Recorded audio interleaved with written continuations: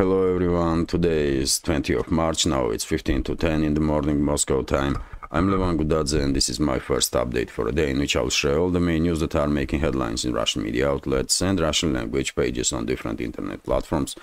There are quite a few very significant developments and news that I'd like to share with you for this moment, and I will start with a short summary of the situation on Ukrainian battlefield. Main update for this moment is that Russian armed forces established full control over the Orlovka settlement in Avdiivka direction. Yesterday, in the first update, I mentioned progress of Russian armed forces in Avdiivka sector when it comes to Toninka and Orlovka settlements, and later on, Russian Defense Ministry confirmed the information that Orlovka is under full Russian control, although nothing was said about Toninka, and therefore, I guess Russian Defense Ministry probably will make announcement about Toninka, that this settlement is under full Russian control today. Let's see. Of course, I will report about it in next updates and on my Telegram page. Right now, Russian armed forces continue offensive operations in between Toninka and Orlovka, pushing Ukrainian forces, forcing Ukrainian forces to retreat. And also Russian armed forces conducting offensive towards Semyonovka, which is in between Orlovka and Berdichi. And this morning, Russian media outlets reported that all the supply and support roads that are used by Kiev forces in Avdiivka direction are under Russian fire control, which may be seen as an indicator that situation for Ukrainian grouping of forces in Berdych, for example, will become even more difficult, and in next several days they will be forced to withdraw from this village. So most likely before, maybe even before end of this week, Berdych will also become under full Russian control. Well, also I will mention that while Russian side was concentrated on the Toninka Orlovka Berdych line, Ukrainian units use relatively calm situation in Novokalinovo area and conducted local scale offensive operation on the outskirts of the village, and they did manage to establish new positions to improve their defensive lines a little bit, although this is of course some local scale developments that don't really influence overall situation in Avdiivka direction or Donetsk sector of the front line in general. Russian armed forces also continuing increasing pressure on Ukrainian units in Georgievka direction, which is western side of Marinka, southern flank of the Donetsk sector, and also Novomykhailovka on South Donetsk sector of the front line. This settlement is disputed between the sides for quite a while. This relatively large settlement, and it's divided now between the sides like 50-50. Also, media is reporting about severe clashes in Rabotina area. Ukrainian armed forces deployed additional forces in Rabotina area to somehow maintain their foothold in the northern part of Rabotina, which is of course Orekhov bridgehead.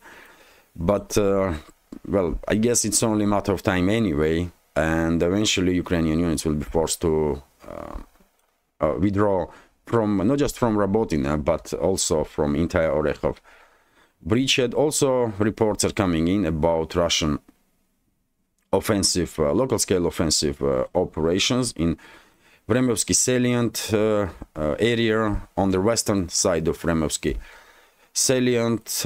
Also, Russian forces during the previous days were quite actively shelling Ukrainian positions in Urozhaina and Staromayorskaya direction, which may be also indicator that in upcoming days probably Russian forces will conduct local scale offensive in direction of these settlements, maybe to reclaim control over their villages that used to be under Russian control before the so-called Ukrainian spring-summer offensive on Vremovsky salient. And well, if that's the case, probably predictions of many experts, and I also spoke about it, that Russian side maybe are preparing some pincer movement, large-scale sectoral offensive in South Donetsk sector from Vremovsky salient from one side and from Novomykhailovka other side. Maybe that predictions will become true, and eventually entire this South Donetsk sector will end up being encircled by Russian forces, or Ukrainian units will have no other options but to withdraw before these pincers will close. But anyway, this is only future will tell. Of course, when it comes to Bakhmut direction, no reports about significant changes. Russian armed forces increasing pressure on Ukrainian units and intensifying bombing campaign of concentration of Ukrainian units and manpower in Chisovyar itself, Chisovyar city and surrounding areas. When it comes to northern sectors, Russian armed forces also increasing pressure in Seversk direction. Belogorovka is the main hotspot, of course, and Russian forces are continuing preparation for offensives in direction of Razdolovka, Fyodorovka, which is southern flank of Seversk. I believe this area, Seversk, will be next big hotspot on the line of contact. And when it comes to Kupiansk sector, I did not see any reports about any more or less significant changes on the line of contact. Main hotspot on Kupiansk sector traditionally is Sinkovka village. Ukrainian units continue, by the way, Ukrainian sabotage units continue their attempts to cross border between Sumy and Kharkov regions and Russian Federation, Kursk region of Russian Federation and Belgorod region. Although Russian forces are ready for such developments and demilitarizing these Ukrainian units, majority of Ukrainian units are destroyed even before they will cross border, and whatever units are managing to cross this border, they are trapped and destroyed on the Russian side of the border.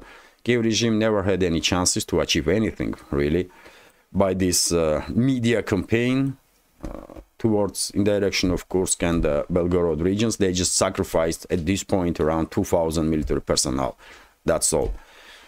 And this is it for a short summary. Of course, military channels will provide significantly more information about this local scale developments on the line of contact, and I recommend those channels if you are interested to learn more about situation on line of contact.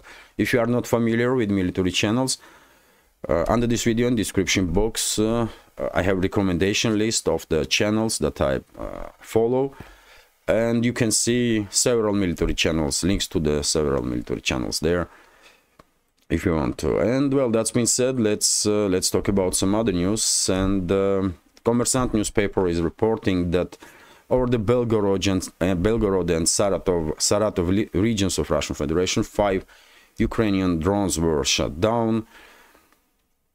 I believe 1 drone was shot down over the Belgorod region and 4 drones over the Saratov region. When it comes to Saratov, these drones were destroyed in Engels area, and of course in vicinity of Engels city there is a strategic airfield, strategic base of Russian strategic air force, and most likely Ukrainian drones were directed towards that airfield. Although all the drones were destroyed, no reports about casualties on the ground or any damage at all. Previously, the Kiev regime attempted to strike towards Engels, most likely towards Russian base that are located in Engels area on 10th of January this year.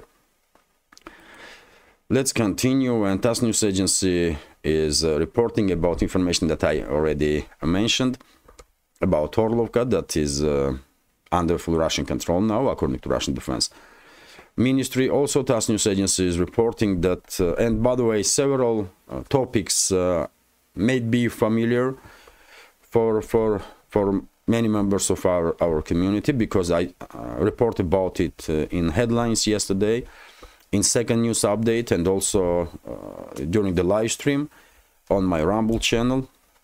But anyway, to make sure that our community, that I will provide information to all over our community, I will repeat that TASS news agency reported that in Belgorod region, decision was made by governor to evacuate about 9,000 children from region.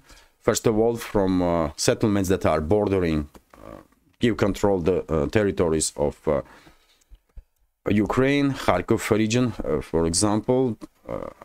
Right decision, of course, because Kiev regime is almost on daily basis are shelling settlements in Belgorod region, including Belgorod city itself, and unfortunately there was many instances, many tragic instances when civilians, including kids, were harmed by these shellings from indiscriminate shellings from Kiev regime.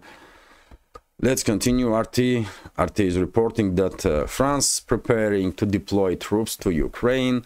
Russia's top spy reported about it, and of course this topic I spoke about it yesterday in headlines, in second update during the live stream on Rumble, but I will share this information in today's first update also, because I believe this topic gonna be a major topic for a day at least in Russian media, and I guess in the media worldwide.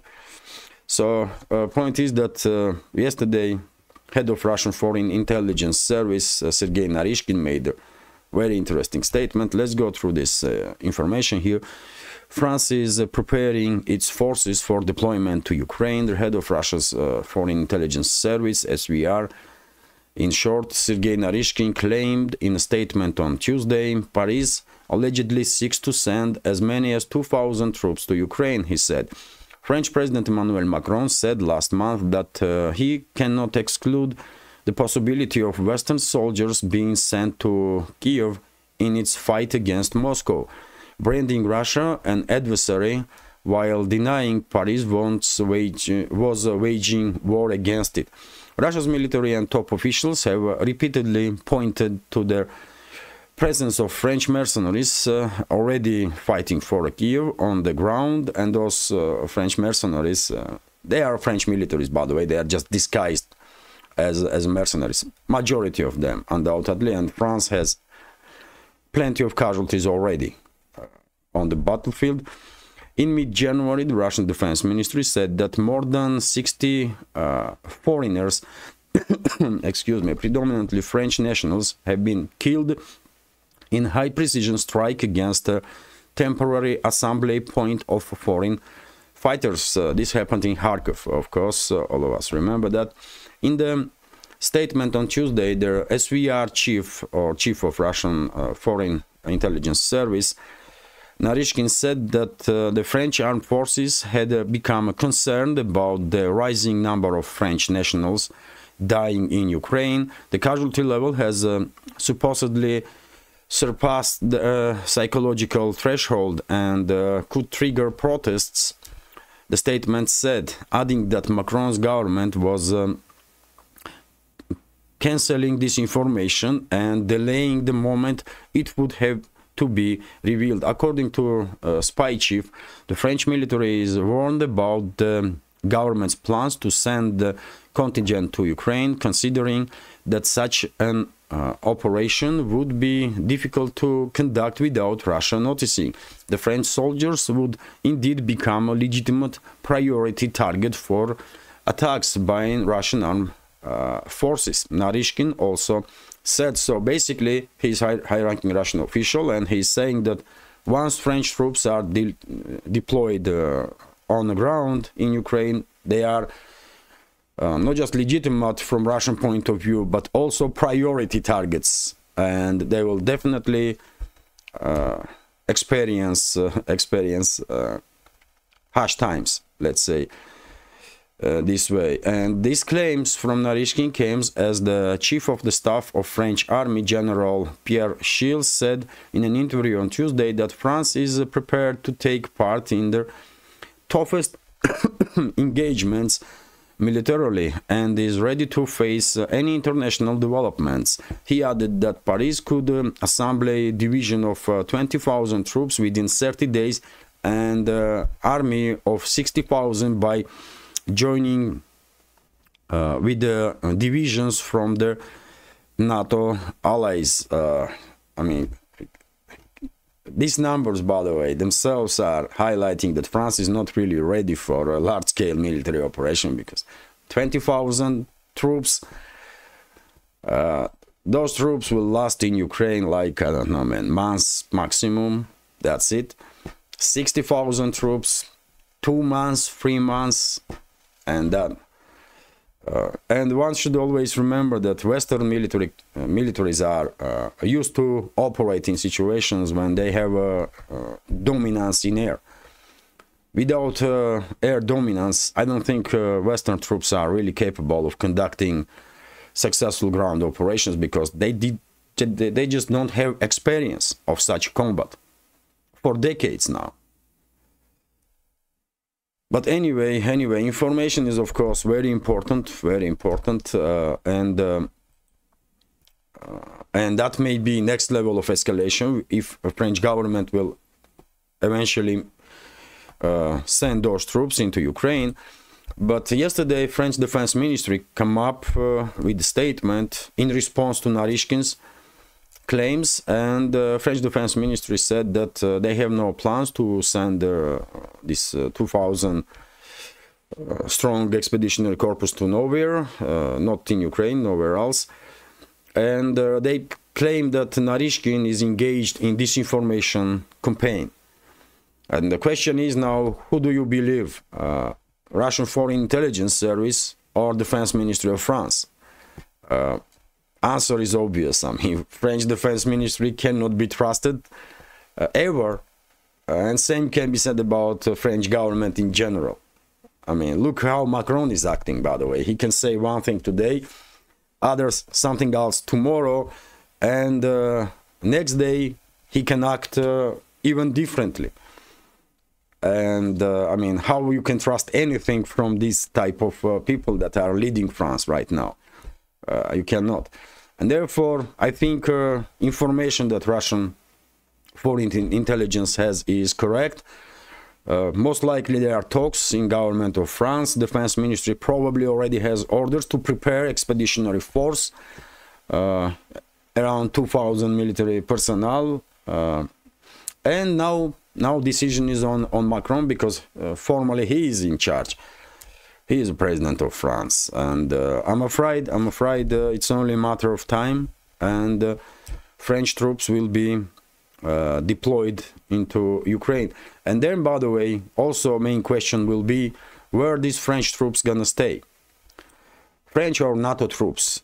If they will stay only in Western Ukraine, that's a whole another story. That's in that case, probably it will be possible to avoid direct confrontation between Russian and NATO forces, French or from whichever country of NATO. But if these NATO troops, including French soldiers, will be moved towards, let's say, Sumy region, Chernihiv region, Kharkov region, towards Odessa region, or Kiev, for example, in that case, of course, most likely it will be impossible to avoid direct confrontation between Russian and French or NATO troops.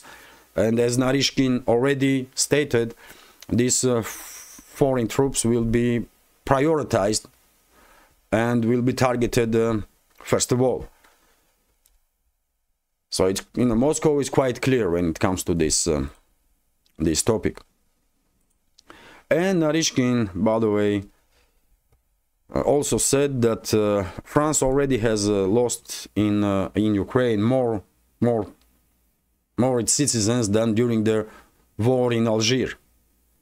So casualty numbers on side of French militaries already are very high, even if those militaries are disguised as mercenaries. And Vzгляд newspaper is reporting that, excuse me, a leader of French, I guess this is a party in France, Patriots. Yes, this is party, by the way. It's called Patriots, and Florian Philippot is a leader of this party. As I understand, this party is not a dominant party in France, but still it is interesting that at least some politicians are cautious and calling for to be careful to French government. And also, I mean, this politician, Florian Philippot, leader of this Patriots Party of France, went even further than that, and he basically called French militaries not to obey criminal orders, illegal orders of Macron, and if they are already deployed in Ukraine, then to go back to France. So, I mean, this person may end up in trouble by making such statements, maybe, but yet again, I don't know what kind of support this party of patriots have, and this person, Florian Philippe, or maybe he would not be seen by Macron and his associates as some kind of political threat or something, and in that case, yes, there may be no consequences for him, but this is dangerous statements, by the way, that this individual is making. Understandable, but still dangerous statements. Anyway, before I continue, let me notice, if I may, that this channel, this small media project of mine with several channels, several programs, are completely subscriber funded, and if you can, please consider, if you think my work deserves it, please consider to support with small donations through PayPal, Boosty. This is Boosty, by the way. After I was blocked on Buy Me Coffee, I started using Boosty. So through PayPal, Boosty, or by subscribing to my Patreon page. You can see all the links in the description box or in the pinned comment. And let's continue. Lentaru is reporting. Without your support, by the way, this small media project of mine will cease to exist. So I hate to talk about this topic, but if I want to continue this work, I have no options really. Because, as I said, this channel, these channels of mine and programs completely depend on your support. Lentarus report that, well, it's not just France, of course, that sends its militaries disguised as mercenaries into Ukraine. Many other countries do the same, NATO member states, and Romania is not exception. And Lentaru is reporting that Romanian group of fighters under the name of Romanian battle group Getica or Getisa were participating in Kiev regime's recent attempts to infiltrate into Russia's Belgorod and Kursk regions, and even videos are circulating on internet where these Romanian mercenaries, probably Romanian soldiers disguised as mercenaries, are participating. Excuse me, I get cold, dear friends, and I can start recording this update from new, but I will cough anyway. Sorry for that. And well, yes, Lentaru is reporting that Romanian mercenaries were directly participating into Kiev regime's attempts to infiltrate Russian territory during this terrorist activity on the border with Belgorod and Kursk regions. Also, by the way, Lentaru is reporting that Canada announced another military aid package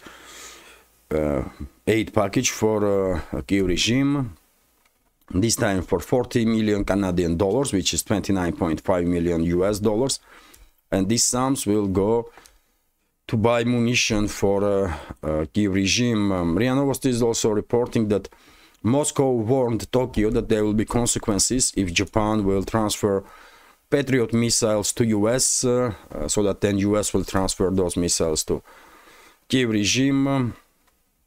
But yet again, will Tokyo listen to Moscow's warnings? I don't think so. How long is this update? Okay, 24 minutes. I will go through headlines at least. RIA Novosti is reporting that Defense Minister of Germany also announced a new military aid package for 500 million euros, by the way, and this time German taxpayers will pay for 10,000 artillery shells for Kiev regime. These shells will be transferred from Bundeswehr arsenals.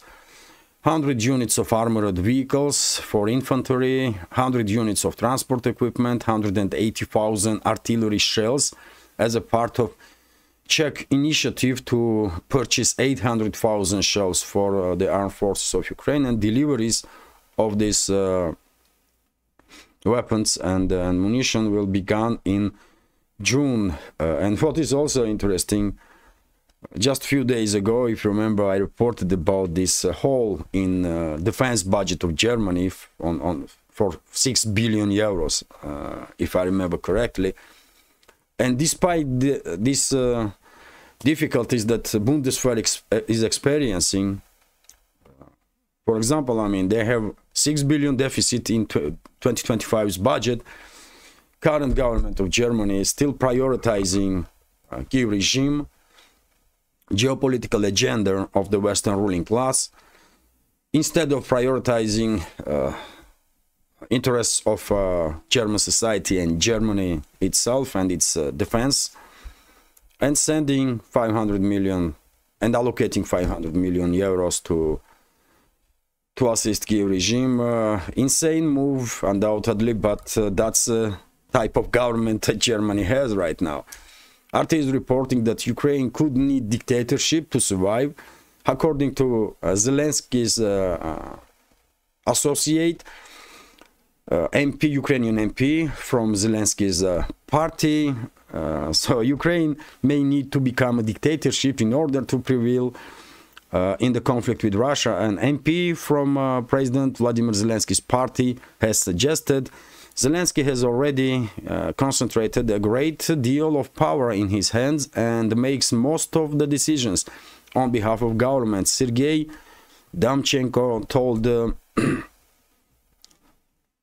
Noviny Live News on Monday, the situation is reasonable and does not mean that Ukraine is dictatorship. Through the country may need to become one, he argued. So this is, I guess, new narrative that Zelensky's regime will try to push, that, well, they need to become some sort of dictatorship or autocracy, and that's going to be good for Ukraine to fight Russia.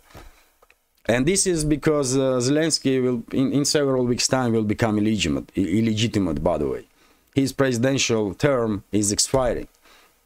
And if there will be no presidential elections, then Zelensky may experience some significant difficulties, including from militaries, by the way, because they may refuse to take orders from him, because he would not be legitimate president. And that's why I think Western ruling elites may allow Zelensky to prolong martial law for another 3 months in a few weeks' time. And that's it. After that, Western ruling elites will most likely force Zelensky to make decision about presidential elections. So then presidential elections will probably take place. And of course, Zaluzhny, who is now former head of Ukraine's general staff, who is now ambassador of Ukraine into United Kingdom, most likely Zaluzhny will participate in that elections and he will replace Zelensky. But if Zelensky and his associates refuse to do it, if they will refuse to appoint presidential elections, then we may see military coup in Ukraine, and Zelensky probably will be removed from office that way. Then elections will be announced, and Zaluzhny will take over the government. Zaluzhny will probably become next leader. In any ways, Zelensky's time in office is numbered. But information itself is quite interesting, that they are already pushing this narrative that Ukraine may need to become a dictatorship. Okay. Kommersant newspaper is sharing information with public that US blocked statement from G7 countries with the I translated this, man, especially. So, United States blocked G7 statement condemning the Russian presidential elections. Secretary of the State of US, Antony Blinken, blocked the text of a statement by the G7 countries condemning the presidential elections in the Russian Federation. The Italian newspaper La Repubblica reports, citing sources.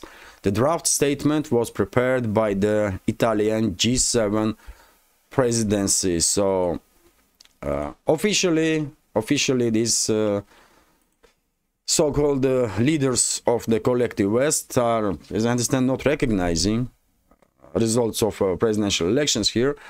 And we don't really care.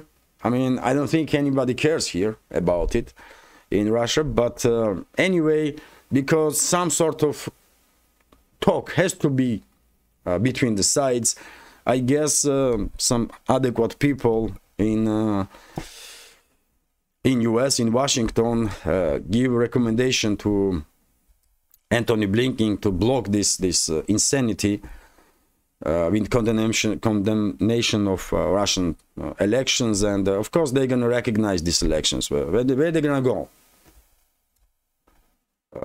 What a childish behavior is that? That, you know, we don't like results and therefore we will not recognize it. I mean, who cares, man, first of all? And then if you will not recognize, and like Germany's leadership said that they will not articulate, they will not say president of Russia while talking about Putin. What they gonna say then? How they gonna conduct any negotiations with Putin if they are not recognizing him as a president of Russia? I mean, these people are unable of complex thinking, by the way. I mean, really. They really can't do even simple level of complex thinking. But anyway, it's good to know that at least some people in the Western ruling elites, in this particular case in Washington, are adequate and understand that they cannot do this craziness. I mean, they cannot continue this madness, because they need to talk to Moscow anyway, today, tomorrow, day after, but they have to be some level of communication. And by the way, just in confirmation of my words, TASS News Agency is reporting that Anatoly Antonov, Russian ambassador in US, made a statement that Russia don't really cares about inadequate statements from the West about Russian presidential elections. And this is correct, by the way. You can conduct survey here in Russia and ask people, do you care what Western ruling elites think about elections in Russia? And I mean, people will most likely, first reaction will be, I mean, what you are talking about? I mean, why are you asking me this question? And answer will be, of course not. I mean, no one gives a, I mean, no one cares, well. No one cares what Washington thinks, what London thinks, Berlin, Paris. I mean, we just don't care, man. If there was any respect towards Western capitals some time ago, after Western ruling elites start this proxy war against Russia, there is no respect for Western ruling elites, even slight, no more. And I said many times, I don't think anytime soon any government in Russia, current one, future one, will be able to trust Western governments ever. I mean, relationships are destroyed for decades, unfortunately. Anyway, let's continue. How long is this update? 34 minutes. Okay, just headlines. Reuters is reporting that Putin's first official visit after inauguration will be in China, which is quite understandable. Russia and China are strategic partners, and it's only logical that first, and China and Russia are neighbors, so it's definitely logical that first visit will be China. Although, if you ask me, I will be happy if let's say second visit of Russian president will be in India, because I see India as also very important strategic partner for Russia. In my personal opinion, India is much more important for Russia. I mean, strategic relationships with India is much more important for Russia than strategic relationships with China, although of course Russia should have great relationships with both countries and with every country if possible, of course. But for me, India is closer. I mean, that's all I want to say. That's my personal opinion and my reading of the big picture. And I believe in India's best interests, in strategic interests of India is also Russia should be priority, strategic relationships with Russia. And to understand why am I saying this, all it takes is to look at the map. India, I mean, let's look at the map, by the way. So this is India, by the way, here, and this is Russia here. And in between, there is China. Also a strategic partner for both of our countries, India and Russia. And therefore, of course, it is extremely necessary for Moscow and New Delhi to, maintain these friendly strategic relationships, because that's the way it should be. And also, let's continue. Kommersant newspaper is reporting that Admiral Alexander Moiseev, who was a commander of Northern Fleet of Russian Federation, is become head of Russian Navy, entire Russian Navy. He is temporary head of Russian Navy for now, but I believe it's only a matter of time, and he will be appointed as a permanent commander of Russian fleet. Former commander Nikolai Yemenov is retired, and if you remember, I reported about these changes in leadership of Russian Navy like a week ago or 10 days ago, although we did not have the confirmation of this information. And yesterday in Kronstadt, which is in St. Petersburg, there was some Navy ceremony, and Admiral Alexander Moiseev, who was head of Northern Fleet, was mentioned as head of the fleet. And therefore, we can say that it's official now. Moiseev will lead Russian Navy. Also, by the way, Vzglyad newspaper is reporting that Saudi Arabia will create, and already did, specialized fund, and will allocate $40 billion for EE developments. And these funds will go for some startups and some businesses that will be created in Saudi Arabia to develop this AI technology, AI, artificial intelligence technology. Well, everybody is trying to invest in this artificial intelligence technology, and I guess it's only a matter of, I don't know, several decades, and this artificial intelligence will reach levels that may be unimaginable even now. And who knows how safe that's gonna be. That's gonna be for humanity. And RIA Novosti is reporting that Turkey and US had agreement that before US will impose some sanctions against Turkish companies that are cooperating with Russia, secondary sanctions, Turkey will be informed about it. Agreement was reached between the sides, and also RT is reporting that revenues double at the Russian McDonald's replacement. So yes, McDonald's left Russia, and they lose big time because Vkusna i Tochka, that's a company that operates now, take over the McDonald's restaurants. Vkusna i Tochka made nearly 1.7 billion in 2023, money that was lost by McDonald's. So it is what it is, man. And of course, fact itself that this Vkusna i Tochka business is doing well definitely can be seen as an indicator that one of the additional indicators that economy in Russia is also doing quite okay. And yes, that's been said. quite long update anyway. I was hoping for 35 minutes, but hopefully you will find this news update interesting, informative, useful, and if so, please click that like button and leave some commentary just about anything, any topic. More likes and comments will most likely help to deal with the algorithms on both platforms, Rumble and YouTube.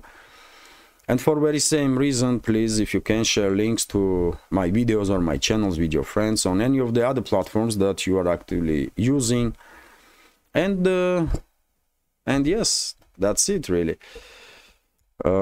If you think this channel is interesting, useful, and deserves to exist, please consider to support. All the links are under this video in the description box and in the pinned comment. This is it for now. Have a great day and take care.